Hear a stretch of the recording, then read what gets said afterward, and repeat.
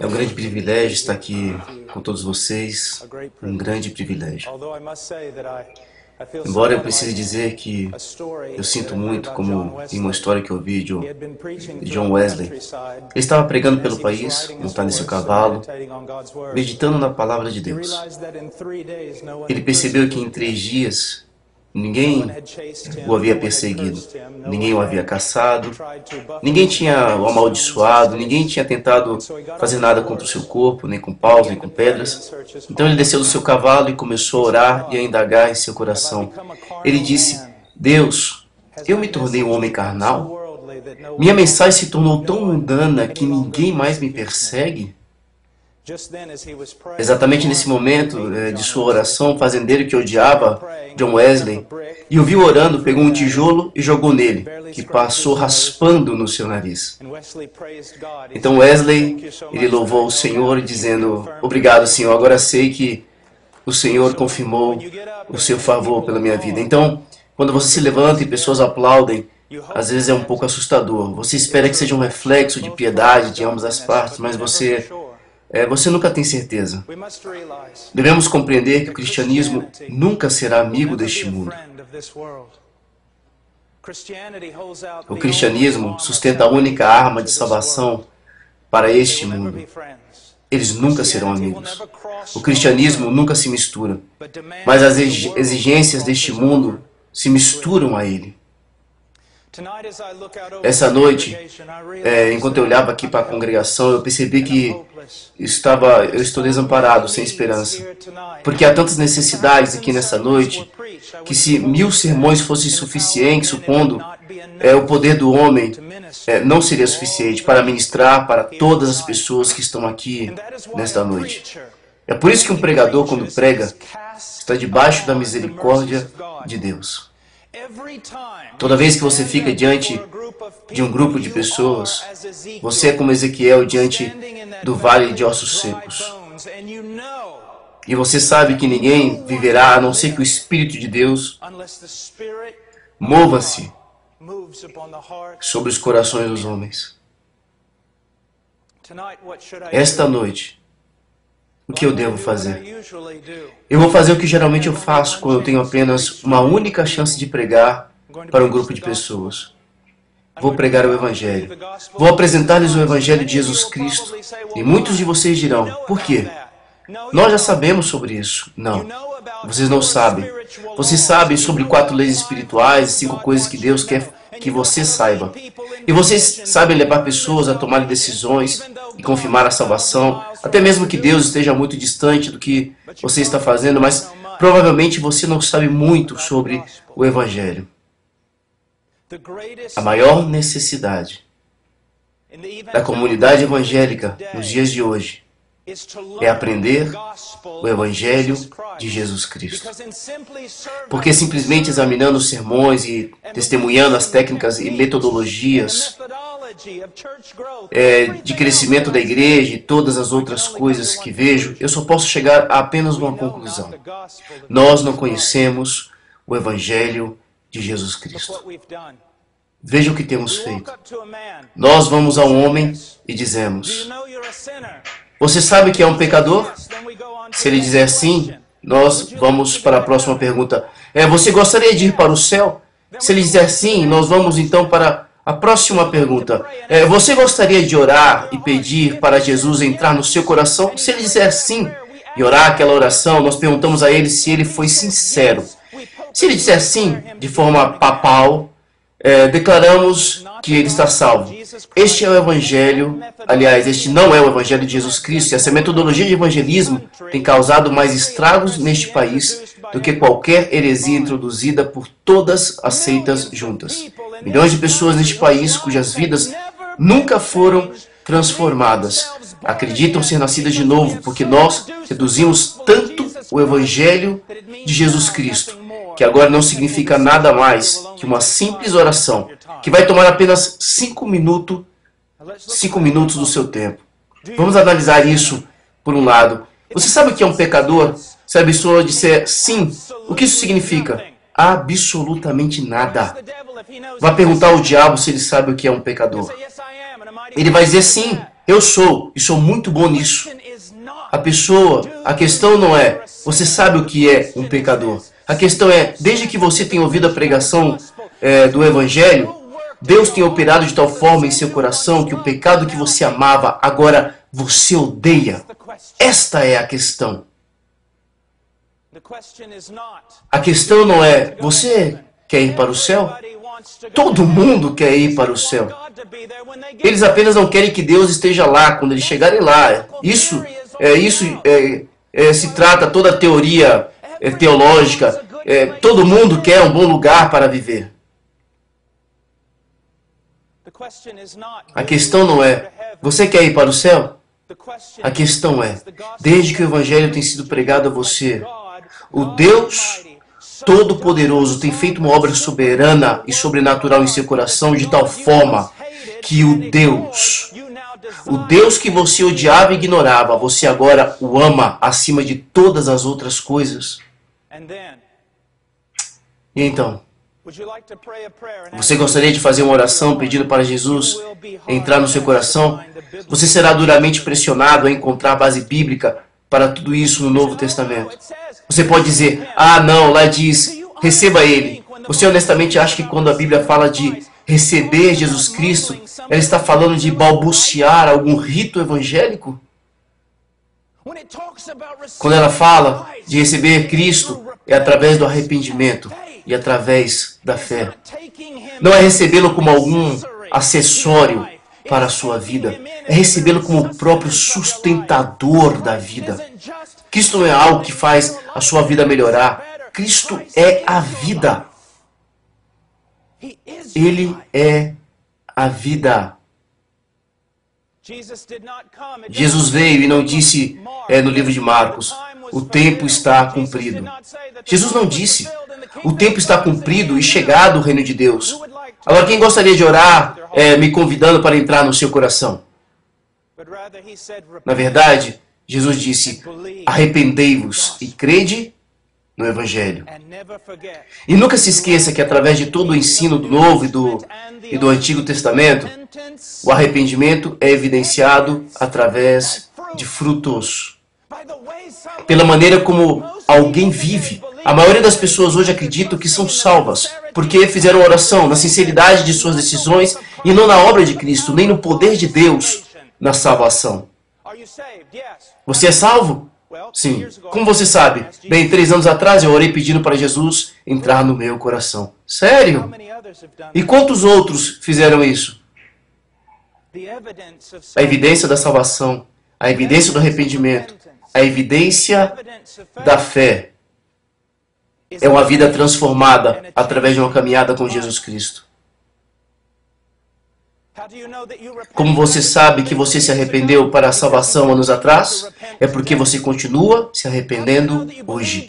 Como você sabe que creu na salvação anos atrás? Porque você continua crendo hoje. Como você sabe que Deus teve um encontro com você anos atrás? Porque Ele continua tendo um encontro com você hoje. Através da obra de santificação, Ele não apenas transformou a sua vida, Ele continuamente segue transformando a sua vida.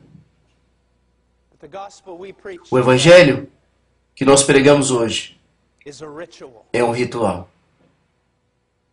Sim, algumas pessoas foram salvas, mas não por causa de nossa pregação. Na verdade, é apesar dela. Deus ainda opera embora não conheçamos o Evangelho. Agora vamos ao livro de Romanos, capítulo de número 3. Versículo 23.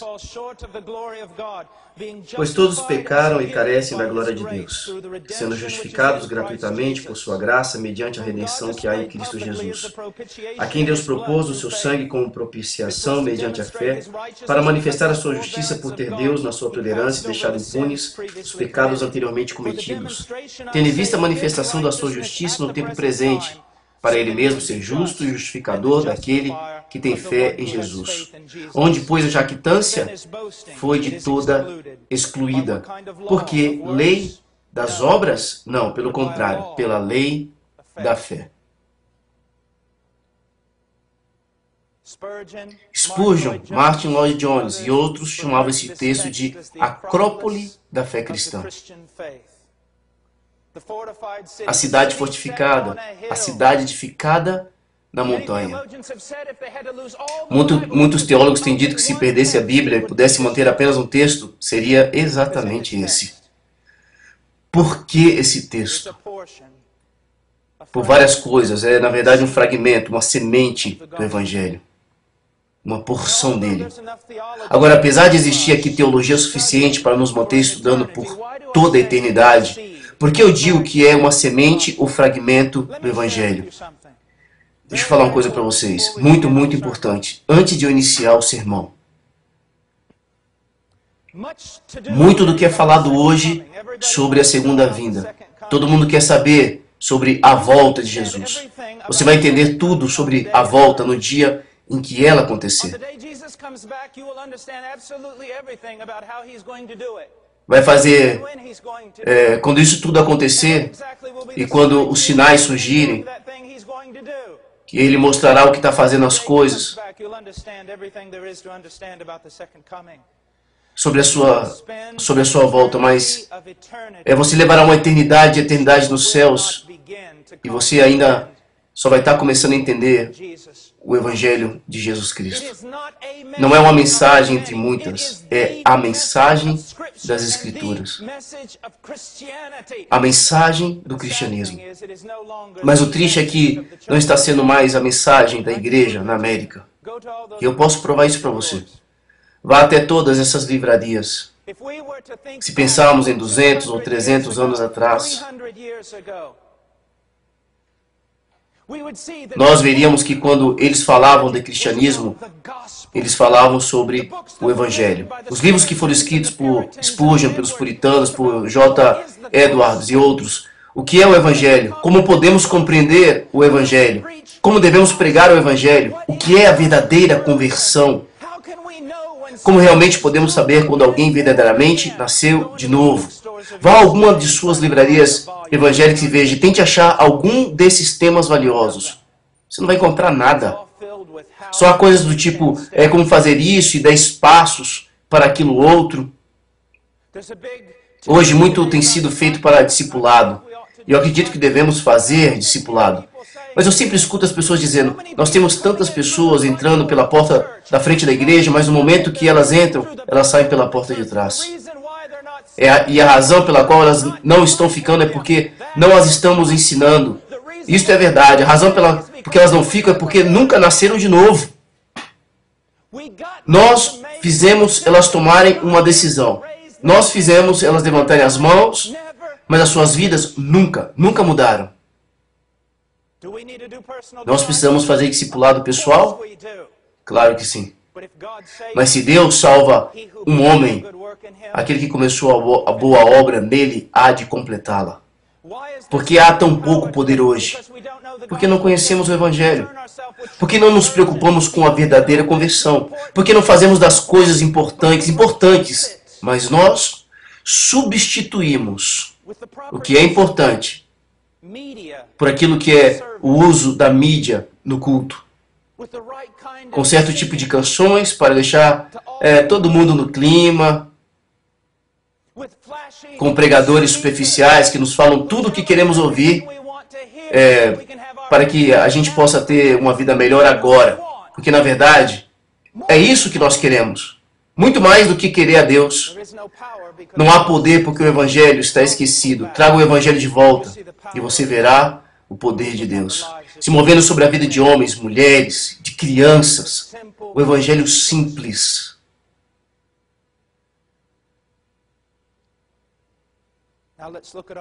Agora, vamos ver aqui o texto. Porque todos pecaram e estão destituídos da glória de Deus. Nós não entendemos completamente o que isso significa. Porque se você compreendesse, você estaria tremendo em terror, porque você sabe que não está condizente com você. Ou você estaria se regozijando quase fora de controle, porque você sabe que Deus te salvou.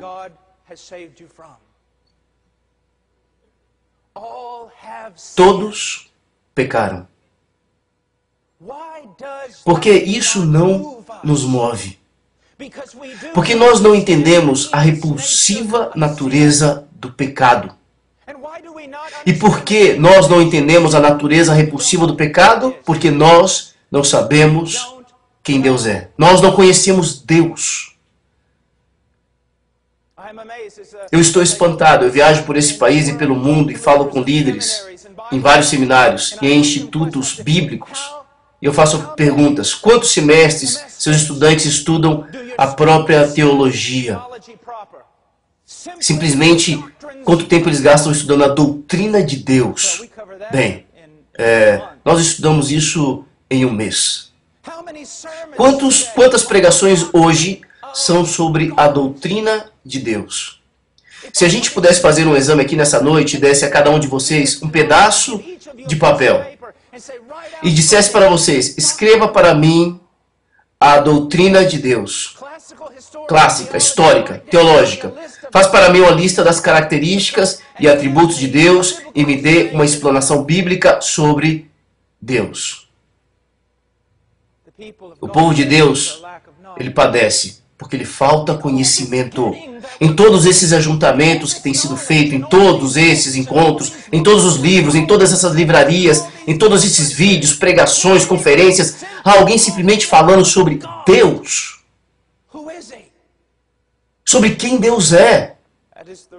Esta é a razão pela qual, na manhã de domingo, nos Estados Unidos, a maioria das igrejas e toda semana, as pessoas estão lá. Por quê? Porque a maioria das pessoas que ao menos adoram a Deus, adoram um Deus que não conhecem. Adoram um Deus que se parece mais com Papai Noel do que com o Deus das Escrituras. Eles adoram um Deus que é uma invenção das suas próprias imaginações. Eles creem em um Deus do seu próprio gosto e adoram um Deus criado por eles mesmos. Porque isso, novamente, voltamos ao púlpito. No púlpito não estamos fazendo o que deveríamos fazer. O que é isso?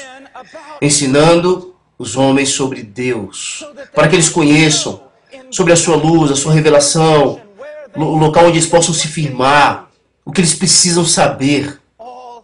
Todos pecaram. Westminster nos diz que isso significa falta de conformidade à lei de Deus. Um desvio da vontade de Deus. Um desvio das características manifestas de Deus.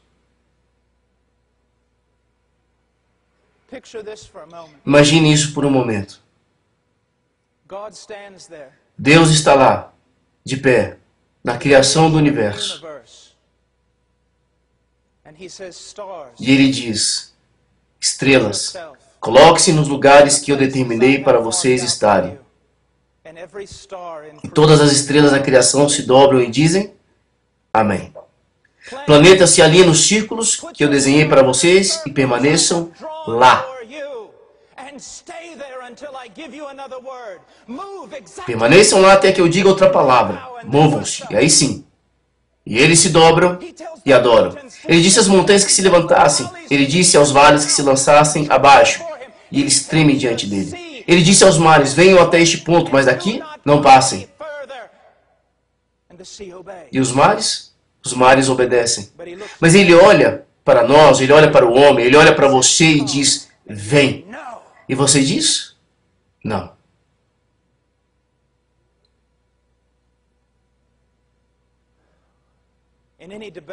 Em qualquer debate, em qualquer palestra, em universidades, o problema com o inferno na mente da maioria dos homens é sobre a duração eterna. Como pode haver punição para sempre? Como pode ser uma punição eterna tão desprezível colocada sobre o homem?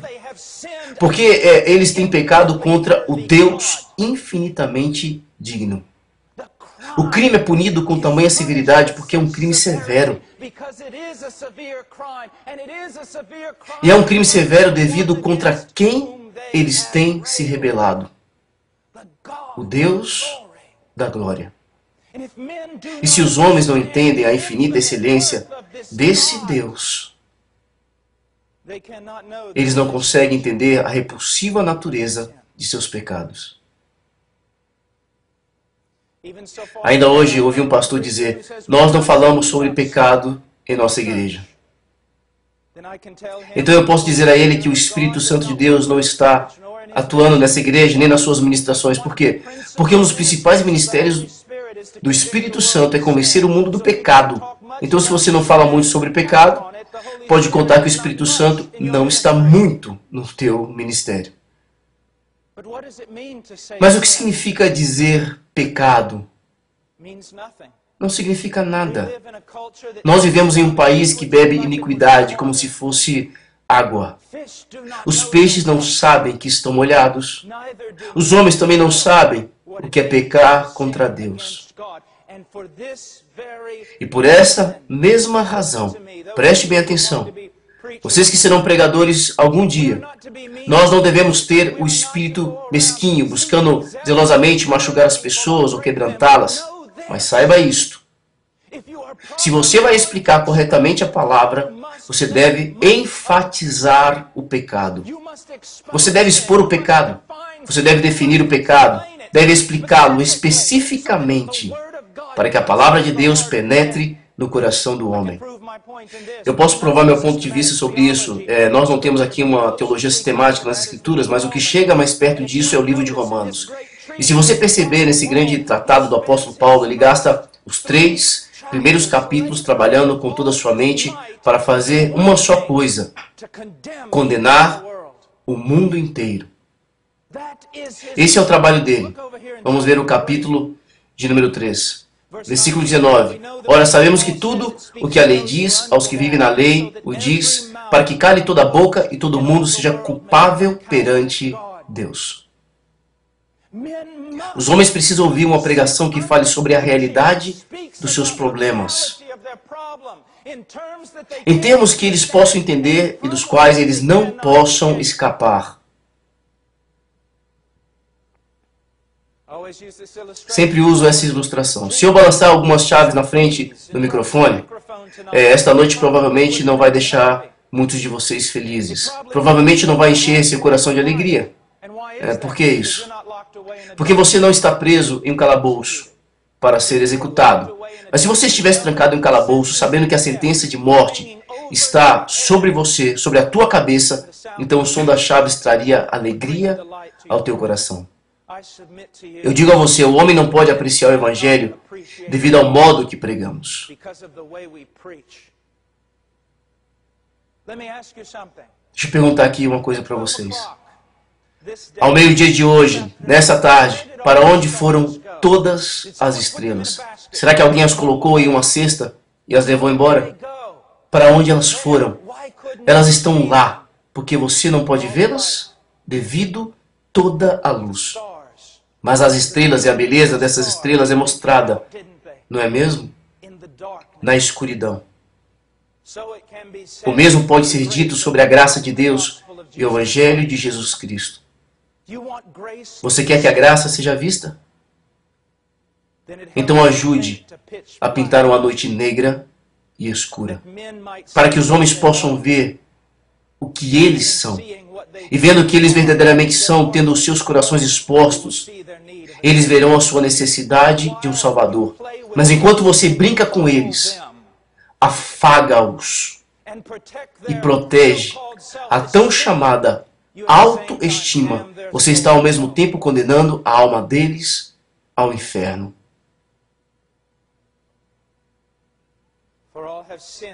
Pois todos pecaram e todos carecem da glória de Deus. Os homens não são apenas rebeldes. Eles são deslocados.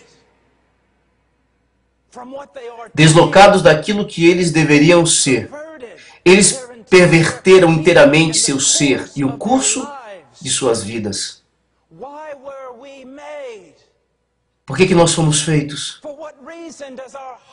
Qual é a razão que o nosso coração ele bate? Por qual razão nosso peito se enche e se esvazia de ar? Existe apenas uma razão. É para Deus. Homens não foram feitos para o homem. Este mundo não foi feito para o homem. O homem foi feito para Deus. Os homens estão destituídos e desviados e sem esperança, sem Deus. Não é inacreditável? Eu passei grande parte da minha vida pensando, e eu acabei de retornar da minha segunda casa, lá no Peru. Eu estive lá por um mês pregando. A pobreza, às vezes, no terceiro mundo é absolutamente assustadora. Irmãos e irmãs em Cristo, sofrendo tanto. Mas quando eu volto aos Estados Unidos, e eu vejo que nós somos, como americanos, os cristãos mais ricos que já andaram pela terra. Nós somos os cristãos mais protegidos que já andaram sobre a terra. E também os mais vazios que já andaram sobre a face da terra. Você vai a uma dessas chamadas livrarias cristãs de hoje, 75% dos livros que estão lá tratam de como vazios nós somos. E por que nós somos vazios?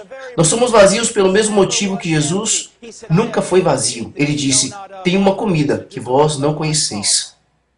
É a vontade do meu Pai. Mais e mais igrejas evangélicas têm se tornado humanísticas. Humanísticas. Tudo diz respeito ao homem. Nós apenas pronunciamos algumas palavras cristãs, como que para batizar, para parecer cristão, mas tudo diz respeito a você. Tudo diz respeito às necessidades que você sente. Tudo diz respeito à sua autoestima. Não. Isso é um abismo infinito que vai sugar cada grama da minha vida e que há em você. Você não precisa de autoestima, você precisa de conhecimento de Deus. Na verdade, longe de Cristo, você não deve ter nenhuma autoestima. E nele, você sabe, somente nele, que a sua vida está correta. Os homens precisam de Deus. E precisam se voltar para Deus. E somente então suas vidas serão corrigidas. Tudo diz respeito a Deus. Seu coração bate por causa de Deus. Você recebeu fôlego por causa de Deus. Você recebeu força por causa de Deus. Você recebeu uma mente por causa de Deus. Se você está vivendo hoje é por causa de Deus. E você vai encontrar um propósito e significado para a tua vida. E mesmo assim, você não vai encontrar propósito e significado se o seu objetivo for encontrar propósito e significado. Porque o objetivo deveria ser encontrar a glória de Deus. Ainda que para alcançar essa glória, todo propósito seja destruído na tua vida. Tudo diz respeito a Deus, não a nós. Esse é o problema fundamental da humanidade. O problema fundamental do cristianismo americano. Pois agora é tudo a nosso respeito. Em uma igreja que eu estava ouvindo recentemente, que havia crescido, sendo muito grande, alguém perguntou ao pastor, o que você está fazendo? Ele respondeu, apenas suprindo todas as necessidades das pessoas. Isso não é igreja.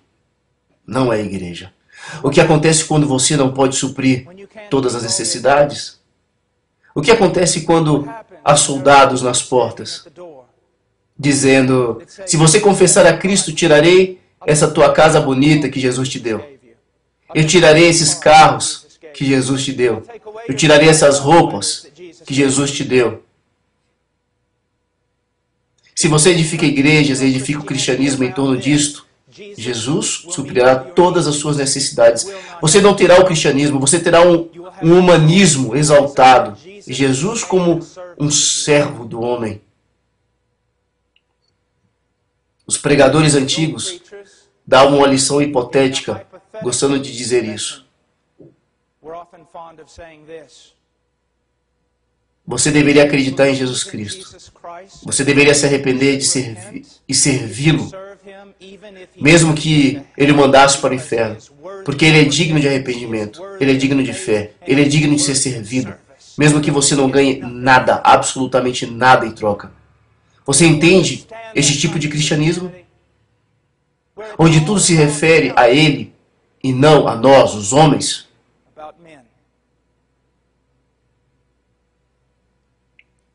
porque todos pecaram e todos carecemos da glória de Deus. Agora, falando dos verdadeiros crentes, ele disse: sejam justificados. O que significa ser justificado? Significa o momento em que a pessoa coloca sua fé em Cristo Jesus e passa a ser justa? Não. Pois se fosse assim, essa pessoa jamais pecaria novamente.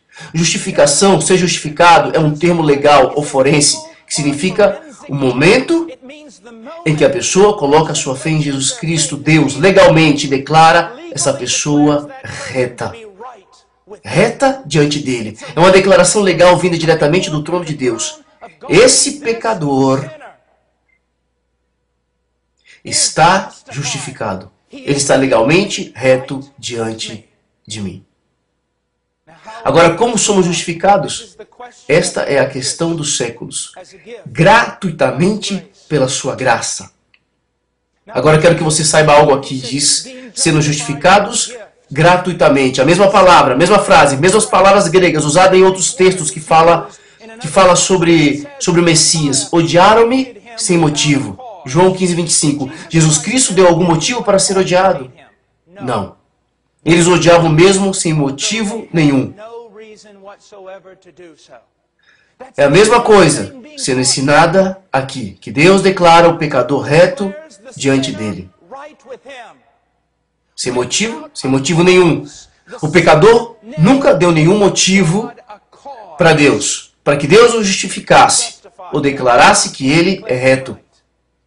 Na verdade, a única coisa que um pecador poderia realmente mover em um Deus santo a fazer é a condená-lo. Mas Deus fez um grande trabalho para que o pecador possa ser feito reto diante de Deus, independente de todas as suas transgressões, independente de todos os seus pecados e crimes contra a sua deidade. Deus tem justificado o homem.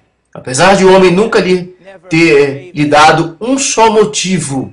Se formos verificar nas 3 maiores religiões aqui essa noite e perguntarmos a um judeu ortodoxo: se você morrer agora, para onde você vai? Ele vai dizer: eu vou para o céu. Por qual motivo? Porque eu amo a lei de Deus. Eu sou um servo de Deus. Sou um homem justo. Então o repórter pergunta ao muçulmano: se você morresse agora, para onde você iria? Eu iria para o paraíso. Por quê? Eu amo ao Corão. Eu tenho feito as orações e as peregrinações. Eu dou esmola aos pobres. Eu sou um homem justo. Ele perguntou ao cristão, ao verdadeiro cristão: se você morresse agora, para onde você iria? Ele respondeu: para o céu. Qual a razão da esperança que há em você? E o cristão respondeu: eu nasci em pecado minha mãe me concebeu. Eu tenho quebrado toda a lei de Deus. E eu mereço toda a extensão de sua justa ira contra mim mesmo. E o repórter interrompe dizendo: eu não entendo nada. Os outros 2 homens, eu entendi. Eles são homens justos pelas suas próprias virtudes, seus próprios méritos e seus feitos. E eles acreditam que vão para o céu por terem feito coisas boas. Mas o Senhor me deixou confuso. Você é um enigma. Você está me dizendo que vai para o céu mesmo merecendo justamente o oposto. Qual que é a base da tua esperança? E aquele cristão responde: eu estou confiando na virtude e méritos de outro. Jesus Cristo, o meu Senhor. Tudo para Ele. Nada em minhas mãos. Eu trago somente a cruz em que eu me agarro. Eu não preciso de outro argumento. Eu não preciso de outro pretexto. É o suficiente que Jesus morreu e Ele morreu por mim.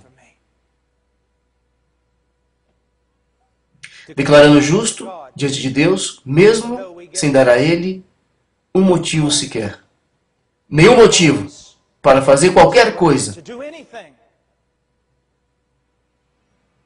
a não ser me condenar. Algumas vezes em meu ministério, isso costumava acontecer. Essa canção de graças a Deus, mas parece que sempre que eu me levanto para pregar em uma reunião, alguém vai se levantar para cantar uma música que pergunta: ó Deus, o que viste em mim para me salvar?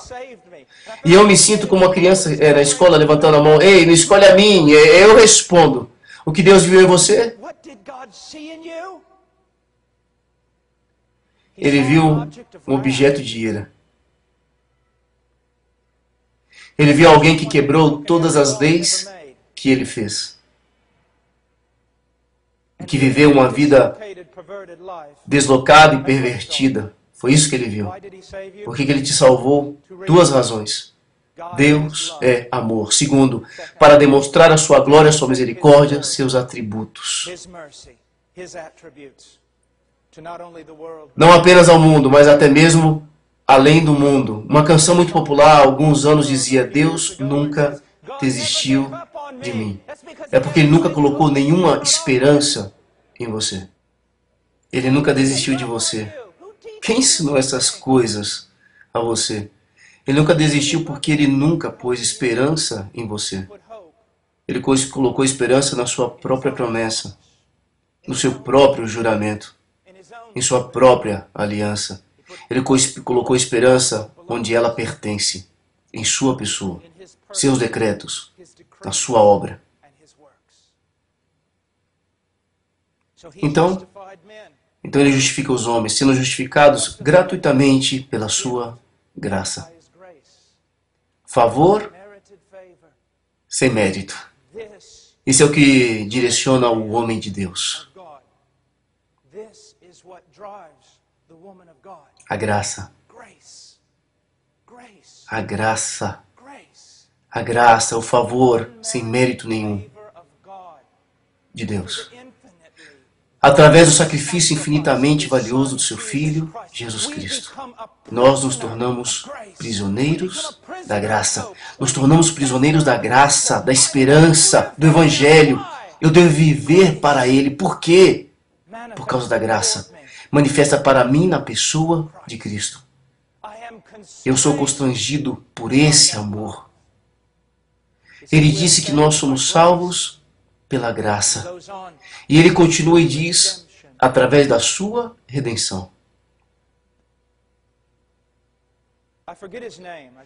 Eu esqueço o nome dele. Eu deveria lembrar, mas eu ouvi um conto sobre um antigo puritano. Ele dizia que algumas palavras que ele lia nas Escrituras, e após lê-las, ele se sentava em silêncio, com os lábios trêmulos.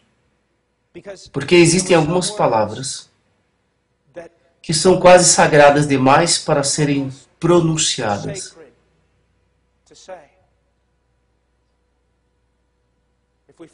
Se nós seguirmos esta linha de raciocínio, eu diria que redenção é uma dessas palavras. Quão comum esta palavra se tornou. Eu me lembro a primeira vez cruzando as montanhas dos Andes com um missionário veterano. Eu imaginava como ele conseguia dormir no trem, em meio a tanta beleza que víamos pela janela daquele trem. Então, anos depois, eu estava com um grupo de jovens cruzando a montanha dos Andes. Percebi que havia feito o mesmo, eu dormi. Algumas coisas não são tão espetaculares e elas não mudam em caráter ou em valor. Mas o nosso coração se torna frio e as coisas se tornam comuns. Que podemos até mesmo pensar na palavra redenção e não chorar. Seria suficiente se tivéssemos sido comprados, porque é isso que a palavra significa. Comprar. Trazer alguém à liberdade, um escravo ou um cativo mediante o pagamento de um preço. Teria sido suficiente se tivesse sido por prata ou por ouro. Teria sido suficiente se tivesse sido por alguma coisa valiosa do céu. Mas foi o sangue do próprio Filho de Deus. E, novamente, essa verdade é o que deveria nos controlar. Eu apreciei o que o jovem me disse aqui. Cristianismo não é sobre moralidade. Existe um monte de pessoas morais que vão para o inferno.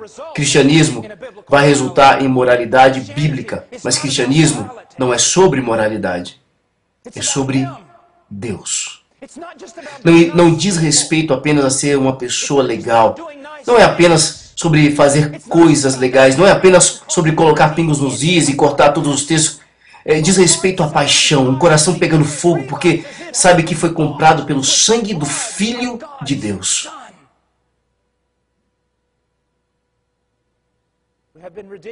Nós fomos redimidos e, como diz aqui no texto, a redenção está em Cristo Jesus.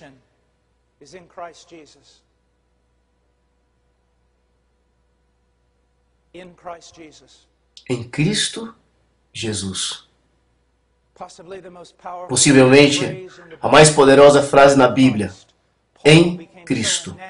Paulo ficou tão apaixonado com essa frase que nós vemos no primeiro capítulo de Efésios, metade do capítulo, é apenas uma longa sentença, sempre repetindo novamente, nele, em Cristo, no amado.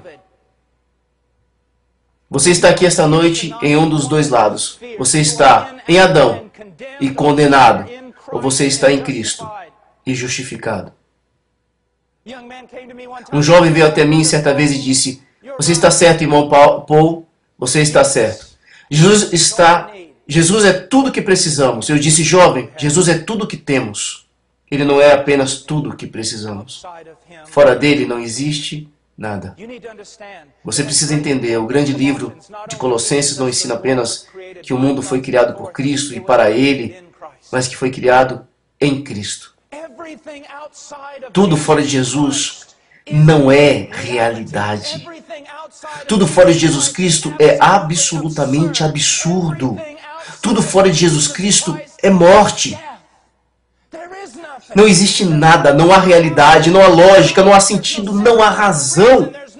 Não existe harmonia, nada funciona. Tudo foi feito para estar em Cristo. Pessoas aqui esta noite com tantos problemas, problemas do casamento, problema na vida financeira, problemas aqui, ali. O seu maior problema é submeter-se a esta verdade.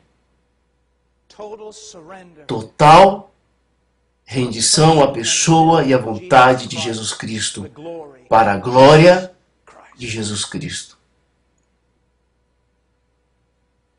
In Christ, whom God displayed publicly as a propitiation.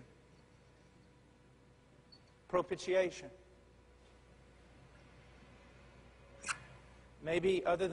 Talvez, exceto os nomes de Deus, a mais importante palavra em toda a Bíblia, você sabe o que significa? É propiciação. Diz que Deus apresentou publicamente seu Filho. Existe uma razão pela qual o Filho de Deus foi levantado no centro do universo religioso. Fora das mais importantes cidades religiosas do mundo, enquanto ele era levantado no madeiro nos arredores desta grande cidade. Deus, através da cruz de Jesus Cristo, não está apenas salvando um homem, mas está revelando coisas sobre si mesmo. Ele está se revelando ao mundo através desta cruz. Assim foi necessário. Esta palavra pode também significar que Deus marcou o seu Filho, fazendo uma apresentação pública do seu Filho. Supondo que Deus poderia ter tirado o pecado secretamente, mas Ele não o fez. Ele fez uma apresentação pública do seu Filho. Para todos.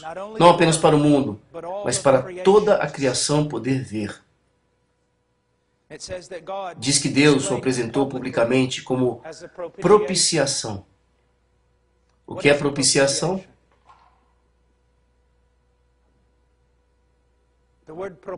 A palavra propício, a mesma palavra utilizada no antigo espanhol, na Bíblia Reina Valera, na antiga versão, ser propício a mim, seja misericordioso comigo.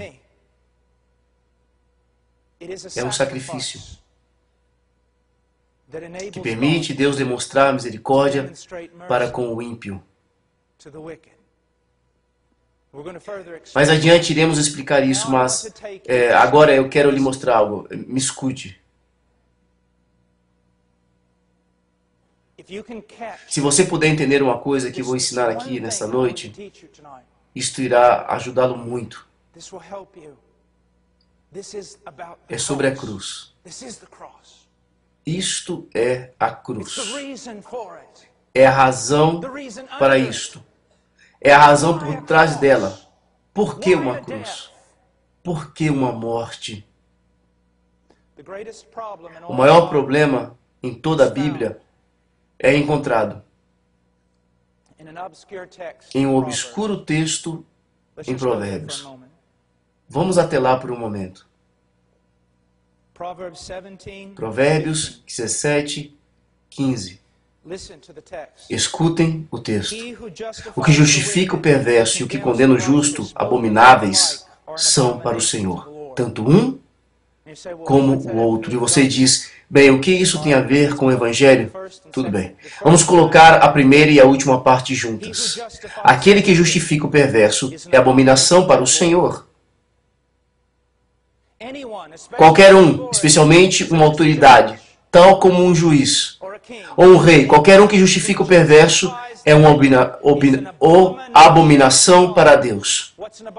O que é abominação? É provavelmente a mais dura palavra nas Escrituras. Alguma coisa que é repugnante, repulsiva, vil, abominável, indescritivelmente perversa.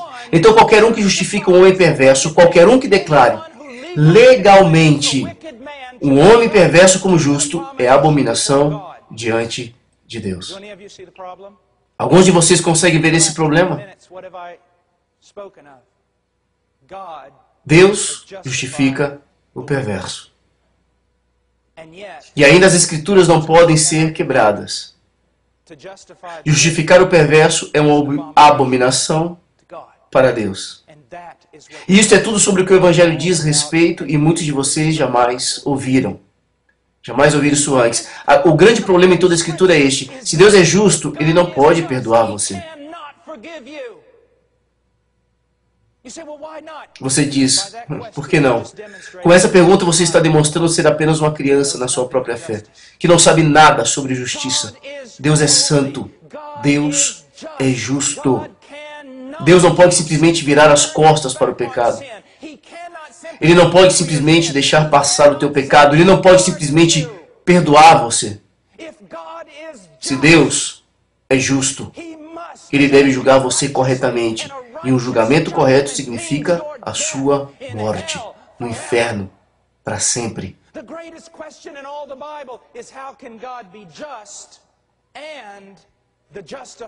Então como é que ele pode ser justificador do ímpio? Veja o que Paulo diz aqui, versículo 26. Tendo em vista a manifestação da sua justiça no tempo presente, para ele mesmo ser justo e justificador. Este é o problema. Isto é o que a cruz significa. Este é o dilema divino. Se Deus é justo, como Ele pode perdoar de forma justa o perverso? E declarar que o perverso é legalmente reto diante dele.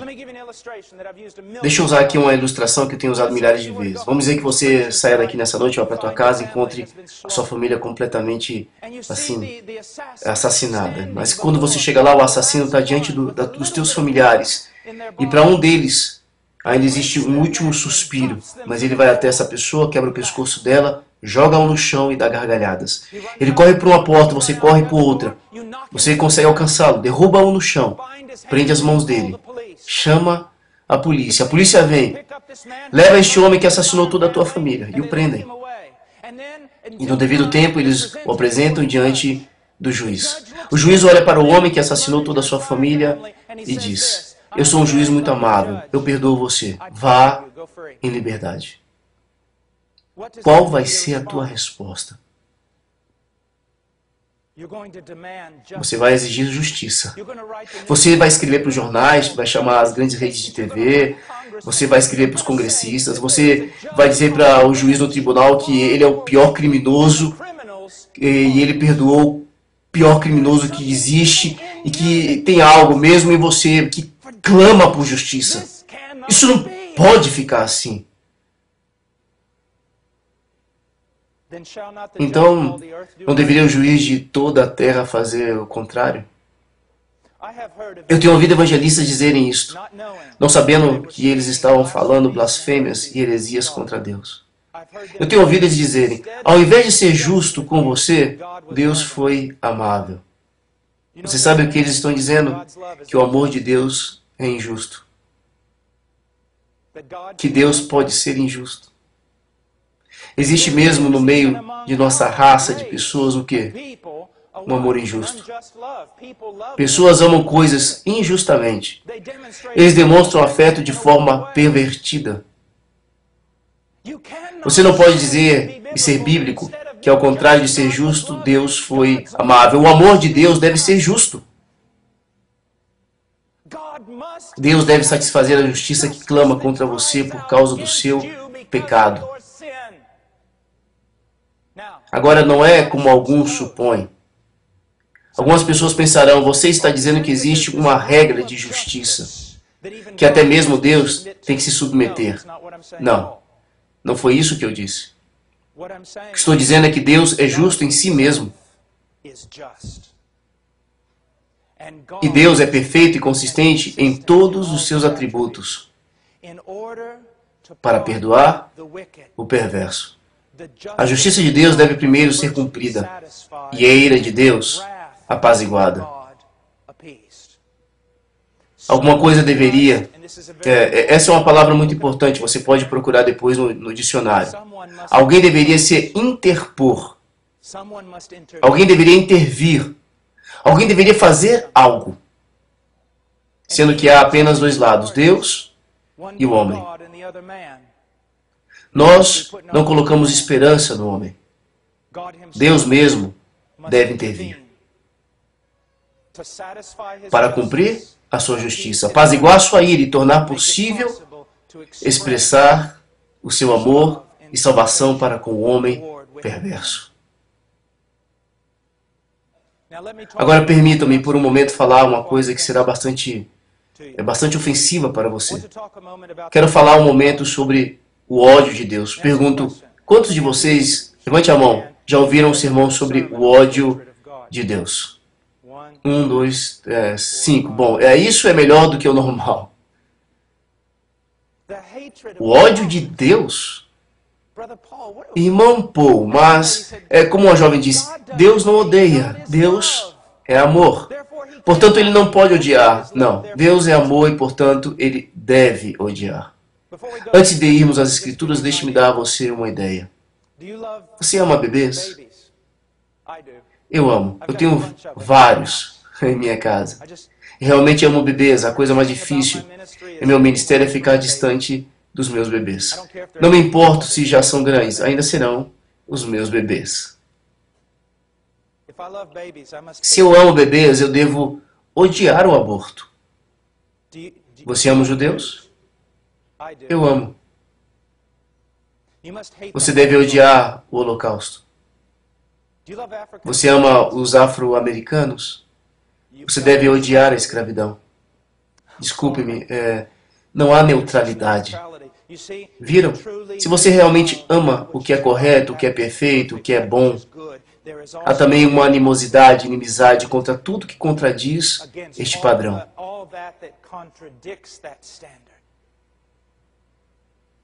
Deus ama tudo que é certo, tudo que é verdadeiro, tudo que é bom, tudo que é virtuoso. Mas, nas Escrituras, após Escrituras na Bíblia, nos diz que o seu ódio é manifesto contra a iniquidade.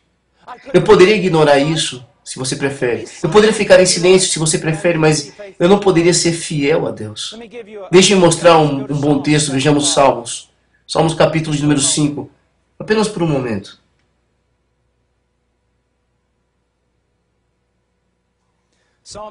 Salmos 5, 5.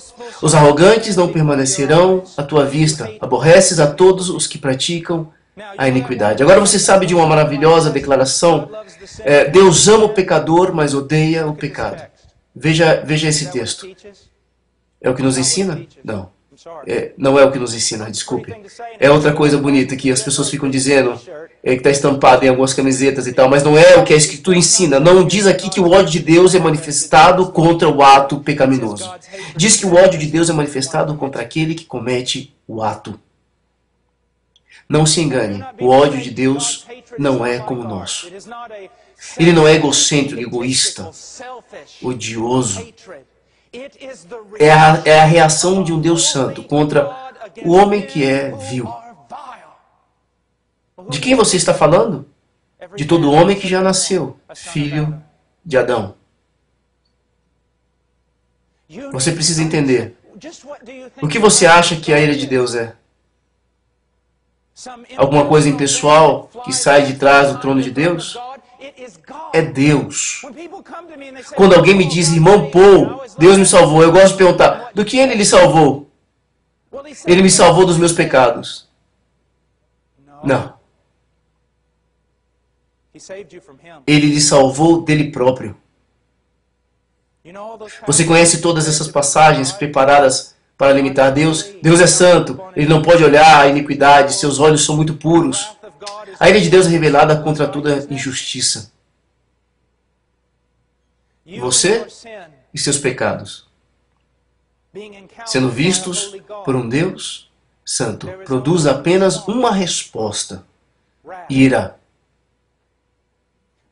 Mas o amor de Deus tem tal caráter que é capaz de amar e mostrar amor, demonstrar amor ao objeto da sua ira. É como se com uma mão Deus estivesse retendo sua justiça contra esse mundo e com a outra mão convidando os homens a virem.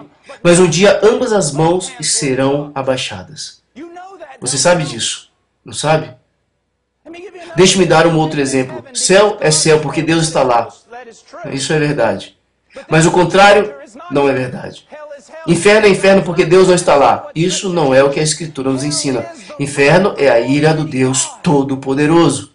É sua perfeita justiça sendo revelada contra os homens por toda a eternidade. Agora, alguns de vocês vão sair daqui esta noite chocados dizendo: nunca ouvi nada como isso. Isso é malvado. Todo esse tipo de coisa. Mas eu posso lhe garantir que você, se você for ler livros antigos, você vai enxergar isso. Que para os pregadores, os grandes pregadores sempre diziam. Eles não dizem mais isso porque eles querem igrejas grandes. Nós precisamos alertar os homens.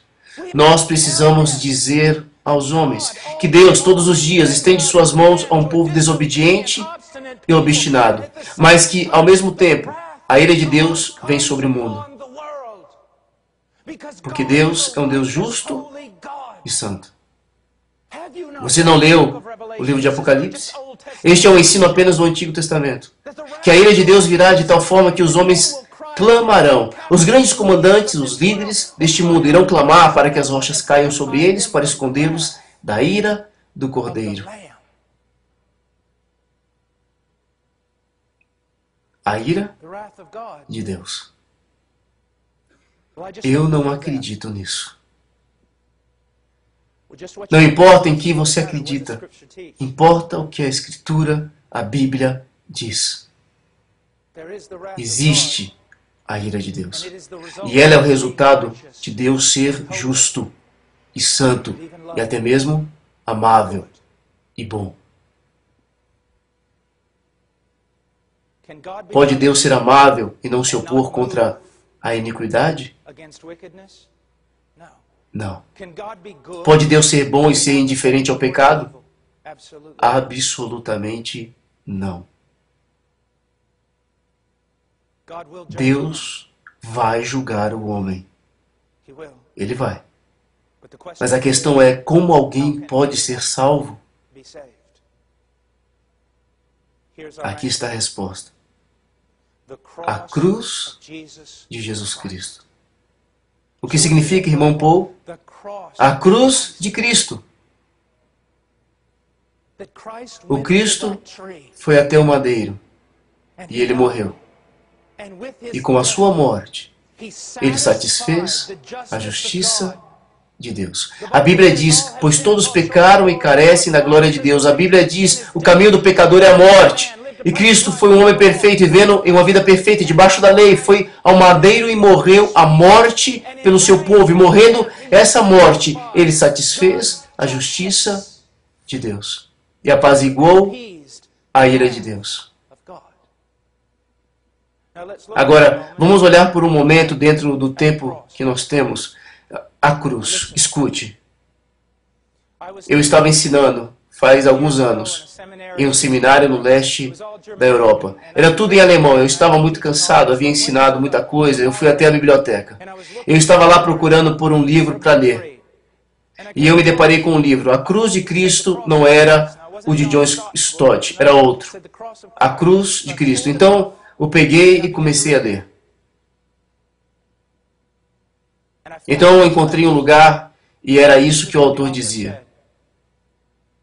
Deus olhou dos céus o sofrimento infligido ao seu filho pelas mãos dos romanos, na cruz.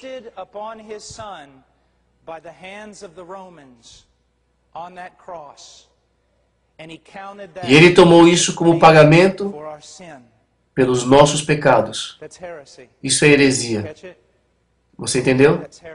É heresia. O que você quer dizer com heresia? Meu querido amigo, se você é salvo, não é meramente porque os romanos bateram em Jesus. Você não é salvo simplesmente porque eles o penduraram em um madeiro. Se você é salvo é porque quando ele foi pendurado naquele madeiro, ele levou o seu pecado e Deus, o Pai, moeu o seu Filho unigênito. Foi Deus quem determinou a medida da punição. Foi Deus quem foi ofendido. Foi a ira de Deus que foi acesa. É a justiça de Deus que precisava ser derramada. Alguém para salvar o povo de Deus tinha que interpor e sofrer o julgamento. A ira, a justiça de Deus. Você nunca leu em Isaías capítulo 53, 10? O Senhor agradou moê-lo. Cumpriu-se a vontade do Senhor por amor do seu Filho unigênito. Agora vejamos isso por um momento. Jesus está ali naquele madeiro. E no madeiro clamou, Deus meu, por que me desamparastes? Eu ouvi um pregador, já ouvi muitas vezes pregadores dizendo, Deus não podia mais suportar olhar para o seu filho, pois ele não suportava mais ver a aflição de seu filho. Isso não é o que Jesus ensinou. O que Jesus ensinou? Deus meu, por que me desamparaste? Por que me abandonaste? Ele está nos remetendo a Salmos 22, quero que veja rapidamente comigo. Ao longo do nosso texto, vamos ter um trecho. Salmo 22, versículo de número 1. Deus meu, por que me desamparaste? Porque se acham longe de mim, da minha salvação, as palavras do meu bramido? Deus meu, clamo de dia e não me respondes, também de noite, porém não tenho sossego. Aqui está o lamento do Messias enquanto ele está naquele madeiro. Por que me desamparaste? Então ele dá argumentos. No versículo 4, nossos pais confiaram em ti, confiaram e os livraste. A ti clamaram e livraram. Confiaram em ti e não foram confundidos. Nunca houve período na história, na aliança de todo o povo de Israel, que um homem justo clamasse a ti e não fosse livrado. Mas eu, seu filho, Messias, estou no madeiro, não fiz nada de errado. Por que me desamparastes? Então ele dá a resposta. Versículo 3. Tu és santo, mas eu sou verme. Na cruz, todos nós conhecemos essas pequenas frases, não é mesmo? Deus é santo e o homem não. Esta é a grande separação entre os dois. Você não vê que, para fechar esta ponte, alguém deveria morrer fora da presença favorável de Deus? Alguém precisava carregar o pecado. Alguém precisava se tornar maldição. Alguém tinha que ser como aqueles bodes expiatórios que as pessoas vinham, impunham as mãos e era transferido simbolicamente o pecado para eles. Um bode para ser morto e outro levado para fora dos portões da cidade, abandonado no deserto para vagar e morrer. Assim Cristo sofreu fora dos portões da cidade, afastado de Deus, afastado da sua favorável presença, afastado do povo de Deus, para que aquele abismo que sempre falamos a respeito fosse fechado. Alguém tinha que morrer separado da presença favorável de Deus. E separado porque ele levou os pecados do seu povo e se tornou maldição. Mesmo diante do seu próprio Pai. Vocês já leram Gálatas capítulo 3? Maldito todo aquele que não permanece em todas as coisas do Senhor no livro da lei para praticá-las. Todo homem que tenha quebrado, mesmo que apenas uma lei de Deus, está sob maldição. O que significa estar sob maldição? É algo muito difícil. É uma horrível ideia. Deixe-me colocar dessa forma. Ser uma maldição significa que diante de um santo Deus e um santo céu, seremos tão odiosos em nossos pecados, tão desprezíveis, que a última coisa que ouviremos ao darmos os primeiros passos no inferno será toda a criação diante dos seus pés, aplaudindo Deus por ter livrado a terra de nós. Então continua em Gálatas 3,13 e diz: mas Cristo nos resgatou da maldição da lei. Como? Tornando-se maldição por nós, em nosso lugar. A imundícia, a culpa, a vergonha diante de um Deus santo. A sensação de ser afastado da sua favorável presença, de morrer sem Ele.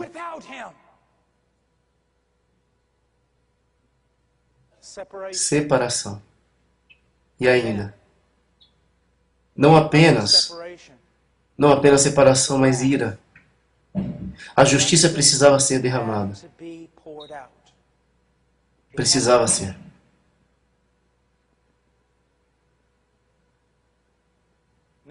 Será derramada sobre alguns de vocês. Eu não sou profeta, eu não conheço o interior do teu coração. Mas seria vão e nada sábio supor que cada ser humano que está ouvindo agora a minha voz, quer seja aqui ou na internet, tanto faz, é realmente um filho de Deus. A ira vai ser derramada sobre alguns de vocês por toda a eternidade no inferno, por causa dos crimes que você tem cometido. E ainda continuará cometendo por toda a eternidade o ódio do seu coração contra a soberania de um Deus bom. Mas naquele madeiro, a ira de Deus, a justiça de Deus, foi derramada sobre a cabeça de seu Filho unigênito, como eu já citei. Ao Senhor agradou moê-lo. Quando Jesus estava no jardim, por 3 vezes ele orou: afasta de mim esse cálice. Eu tenho ouvido pregadores dizendo: o cálice é a cruz, o cálice são os romanos. Isso é absurdo. Porque se esse é o caso, como pode o capitão da nossa salvação não ser tão corajoso com seus próprios seguidores? Não é verdade que após Cristo centenas de cristãos morreram em cruzes? Crucificados, não somente crucificados, mas crucificados de cabeça para baixo, cobertos de piche, queimados para iluminar as ruas de Roma. E muitos deles foram levados para a cruz cantando hinos cheios de alegria. Então você vai me dizer que os discípulos de Jesus foram para a cruz cantando hinos de alegria, mas o capitão da salvação, o próprio Messias, se acovardou em um jardim e não quis ir? Você honestamente acredita que o Senhor da glória tem medo de um chicote? O que havia no cálice? Ao longo da Bíblia nos é dito o que havia no cálice. Se eu resumir todos os profetas e colocá-los todos juntos, poderia dizer apenas uma coisa: Deus está falando. Por causa da iniquidade e da rebelião das nações, eu lhes darei o cálice da minha ira e os forçarei a beber. E eles beberão, ficarão atordoados e morrerão. Alguém tinha que beber o cálice da ira de Deus para satisfazer a justiça de Deus. Naquele madeiro, Cristo recebeu o cálice da ira e bebeu completamente. Todos nós já ouvimos a história de Abraão e Isaac. Eles subiram a montanha para oferecer seu único filho. O ancião levantou o cutelo, colocou a mão sobre a testa do seu filho, levantou o cutelo. E quando a decisão do ancião foi submissa à vontade de Deus, ele baixou o cutelo e Deus o deteve. E você diz: que lindo final desta história. Não, não é o final, é a interrupção. Anos e anos, e mais anos vão passar. Então o próprio Filho de Deus está pendurado no madeiro. E Deus coloca a mão sobre a testa do seu Filho unigênito e traz o cutelo abaixo e o sacrifica. Você está começando a ver sobre o que realmente se trata a cruz. Se eu estivesse falando sobre uma nova revelação, todos vocês deveriam ir embora. Isso não é uma nova revelação, é apenas o cristianismo histórico que ninguém prega mais. Porque nós reduzimos o Evangelho a 4 coisas, a 4 leis espirituais e 5 coisas que Deus quer que você saiba. Por isso não há nenhum poder. Veja o que Deus fez. Ele tomou em si mesmo o trabalho de limpar nosso pecado. Seu próprio Filho entregou-se em amor, em alegria a essa vontade. Ele se tornou homem, viveu uma vida perfeita, foi ao madeiro, um preço devia ser pago, uma morte sobre a ira de Deus para cumprir a sua justiça. E Jesus Cristo tomou o nosso lugar e foi moído sob a vontade de seu Pai.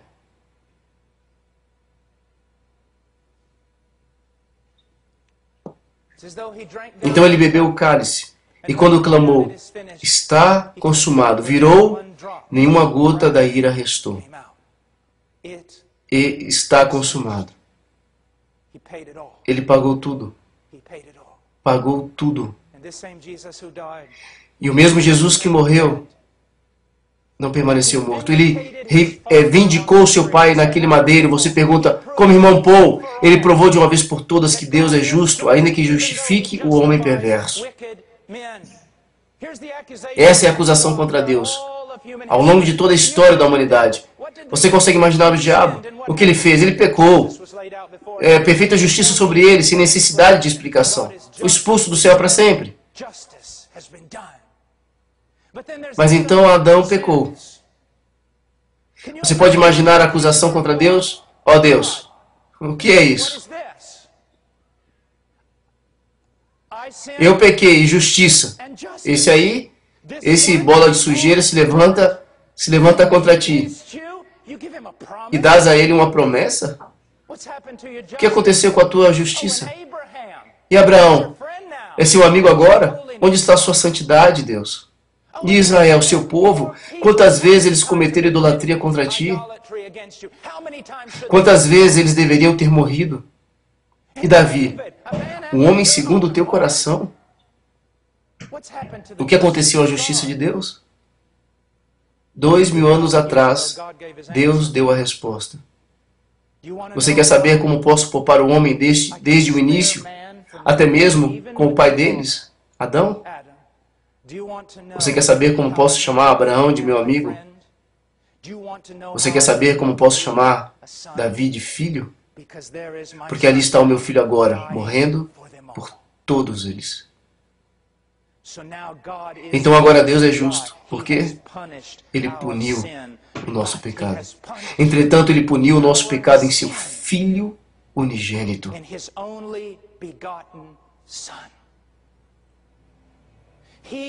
Somente Ele era capaz de suportar. Somente Jesus, porque o sangue de touros e bodes não podiam tirar o pecado. Então um corpo foi preparado. O Filho de Deus nasceu. Jesus Cristo, homem. Adão pecou. O filho de Adão deve morrer. Ele se tornou filho de Adão, deve morrer no lugar do seu povo. Ele tinha que ser homem, mas também tinha que ser Deus. É por isso que a doutrina das testemunhas de Jeová é tão vil, porque eles alegam que Jesus não é nada mais do que uma mera pessoa, que Deus enviou para fazer a obra da salvação. Não. Deus desceu para fazer a obra da salvação. Foi Deus. Ele tinha que ser Deus. Se ele não fosse Deus, não era o Salvador. Se não era o Salvador, tinha que ser o Salvador, porque em Jonas diz, a salvação pertence ao Senhor, ela vem do Senhor e de ninguém mais. Quem além de Deus pode suportar a ira de Deus e levantar novamente? Porque ele tinha que ser Deus, ele tinha que dar a sua vida. E eu escuto pessoas dizendo, Deus não conseguiu encontrar o anjo perfeito, Deus não conseguiu encontrar o homem perfeito. Não importa se ele encontrasse o anjo perfeito ou o homem perfeito, assim mesmo não funcionaria. Deus desceu. Deus se fez homem. Deus. Por você, Deus deu a vida. Deixa eu perguntar uma coisa para vocês. A vida que você tem, você a pode dar? Não é para a sua começar ou algo assim, é algo concedido, a sua vida vem de Deus. Eu dar a minha vida como eu dar o meu carro, ele não é meu para começar. Mas Cristo disse, tem autoridade para entregar e também para reavê-la. Pertence a Ele. Por que ele tinha que ser Deus? Uma vez um estudante universitário se levantou no meio da congregação e disse, eu tenho uma pergunta para você. Como pode? Como pode um homem sofrer por algumas horas no madeiro e pagar pelos pecados de uma multidão de homens por toda a eternidade? Não é justo. Como pode? Como Deus pode aceitar isso como justiça? Eu disse, jovem, obrigado pela pergunta. Aquele homem podia morrer naquele madeiro, sofrer por algumas horas e salvar uma multidão de homens da eternidade do inferno. Porque aquele homem no madeiro é mais digno do que todos os outros juntos. É sua infinita excelência. Você pega tudo o que existe, grilos e baratas, montanhas e morros, estrelas e poeiras, e tudo mais do que você achar. Então você coloca na balança e Jesus do outro lado, ele é maior do que tudo isso. Ele morreu e levantou-se novamente dos mortos.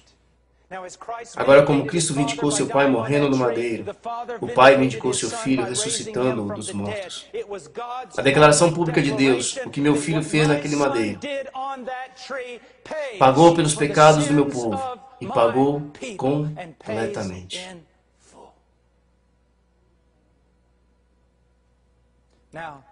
Agora, para concluir, quero ir até uma das... É uma passagem usada pelos patriotas.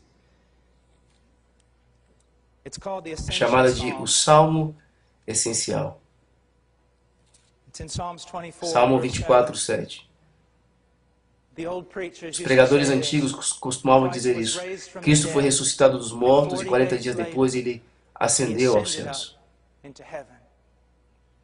E quando ele ascendeu como Cristo, o homem,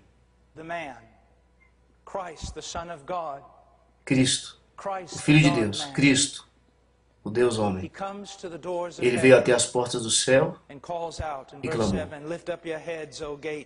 levantai, ó portas, as vossas cabeças, levantai-vos, ó portais eternos, para que entre o Rei da Glória. Você pode imaginar o choque. Quase todos os anjos juntos do outro lado da porta dizendo: quem é este que clama a estas portas? Nenhum homem jamais subiu a este lugar. Quem ousaria colocar as mãos nas trancas desta porta e ser digno de atravessá-la? E então a resposta vem novamente: levantai, ó portas, as vossas cabeças, levantai-vos, ó portais eternos, para que entre o Rei da Glória. E então Cristo, o Filho de Deus, Cristo, o homem Deus, Cristo, o homem por nós, entra na glória e se assenta à direita de seu Pai.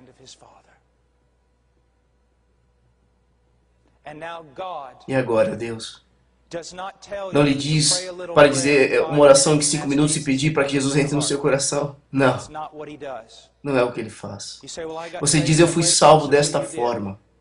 Possivelmente foi.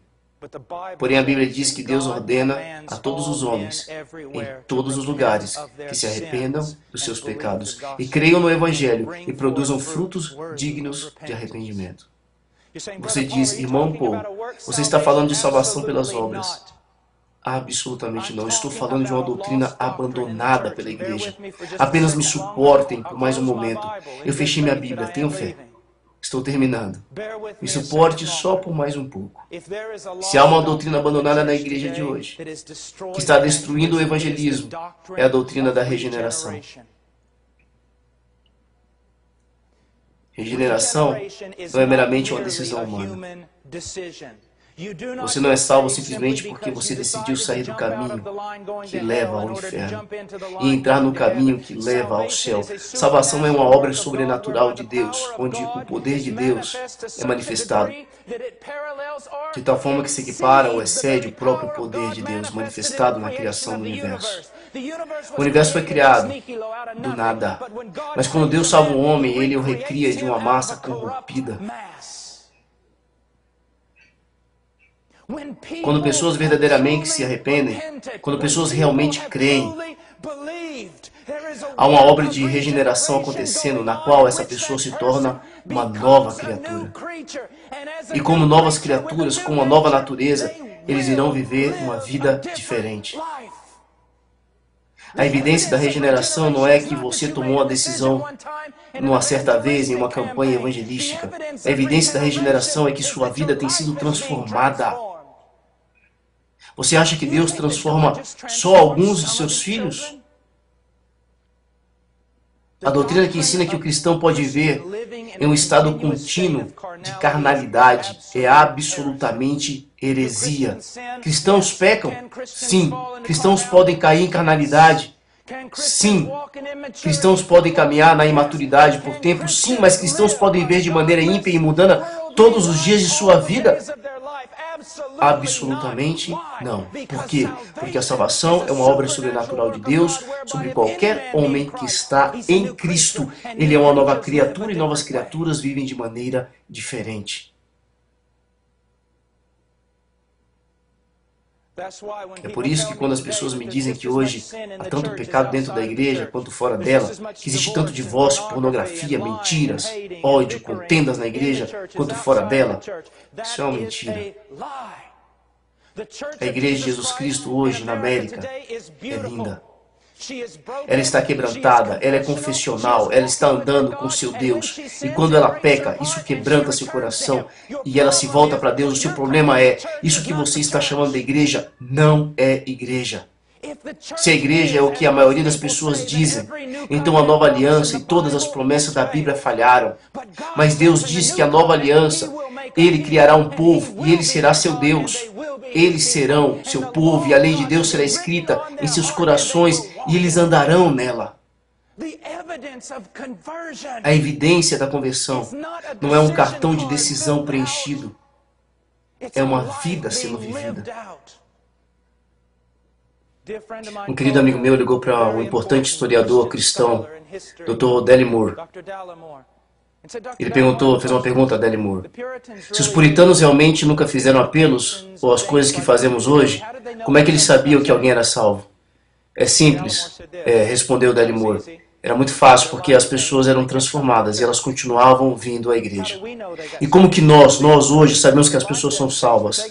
Elas não vêm à igreja, as vidas não são transformadas, mas nós dizemos que elas são salvas porque elas levantaram as mãos e declararam: olha só o que nós temos feito. Olha só, se você está aqui nesta noite e você está preocupado com a tua alma, eu não vou pedir para você levantar a tua mão. Eu não vou pedir para você preencher um cartão. Eu vou estar aqui até 6 horas da manhã quando meu avião vai partir. Eu vou aconselhar para você. Isto é um problema, não é mesmo? É uma presunção. As pessoas vêm aqui na frente, assinam um cartão, falamos 5 minutos sobre salvação e declaramos que estão salvos. Isto é loucura. Ainda ficamos perguntando por que investimos tanto em aconselhamento, discipulado. Nós fizemos uma presunção, porque elas responderam corretamente umas 2, 3 perguntas e nós nos preocupamos como é que vai ser a sua vida. Isso está errado. Eu vou te dizer uma coisa. Se você se arrepender e crer em Cristo nesta noite, se você fez isso, Ele te salvou. Mas eu vou também te dizer uma coisa. Se você decidiu por Cristo, se você vê Cristo como Senhor e professa a fé em Cristo, Ele te salvou. Mas se você sair daqui e a sua vida não mudar, e você não começar a crescer, aquele que começou a boa obra em você, se ele não a completar, o que aconteceu com você nesta noite não foi uma conversão de verdade. Porque a evidência de uma verdadeira conversão é uma contínua obra de Deus na alma do homem. Essa é a maneira antiga. Isso é cristianismo histórico. Quantos de vocês, quantas pessoas você conhece?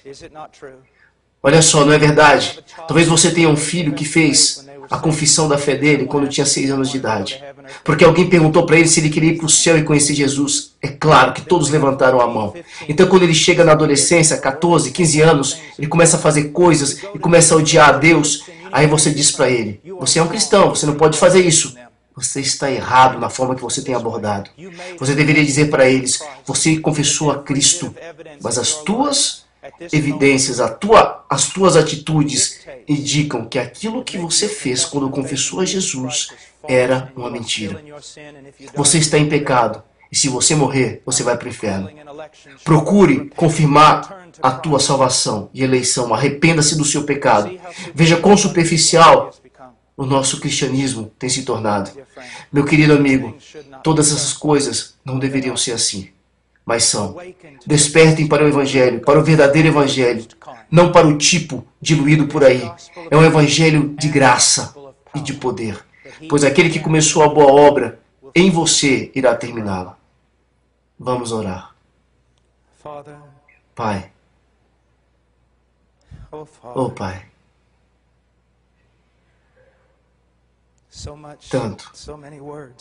tantas palavras, tanto a ser dito. Pai, eu sinto que tantas vezes eu não confio em Ti. Eu tento ensinar tudo em uma hora. Mas toma tudo isso, Pai, e usa. Usa na vida do homem, da mulher, da criança, para a sua glória e benefício deles. Em seu nome, Pai. Amém.